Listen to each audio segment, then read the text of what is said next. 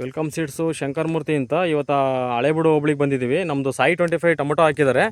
ತುಂಬ ಈಲ್ಡಿಂಗ್ ಬಂದಿದೆ ಈ ವರ್ಷ. ಬಿಸಿಲಿಟ್ಟು ಜಾಸ್ತಿ ಆದ್ರೂ ನೋಡ್ತಾ ಇರ್ಬೋದು, ತುಂಬ ಈಲ್ಡಿಂಗ್ ಎಲ್ಲ ತುಂಬ ಗ್ರೋತು ಮತ್ತು ಸೆಟ್ಟಿಂಗು ಎಲ್ಲ ತುಂಬ ಚೆನ್ನಾಗಿ ಬಂದಿದೆ.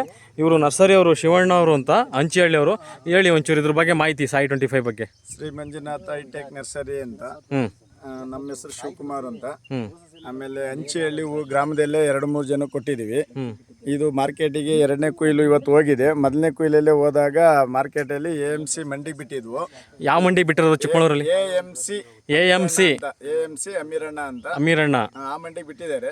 ಕ್ವಾಲಿಟಿನೂ ಚೆನ್ನಾಗಿ ಹೋಯ್ತೆ. ಆಮೇಲೆ ಅಲ್ಲಿರೋ ರೈತರೆಲ್ಲ ಕೇಳಿದ್ರೆ ಟೊಮೆಟೊ ಯಾವುದು ಅಂತ.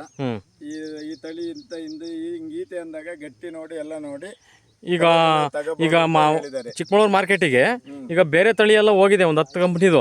ಈಗ ವೆಲ್ಕಮ್ ಸಾಯಿ 25 ಬಗ್ಗೆ ಏನ್ ಮಾಹಿತಿ ಬಂದಿದೆ? ಅವ್ರ ಮಾಹಿತಿ ಅಂದ್ರೆ ಈ 1068 ಅಲ್ಲಿ ಬೇರೆ 2 ತಳಿ, ಇನ್ನೊಂದು ಯಾವ 2 ತಳಿ ಹೇಳಿರು.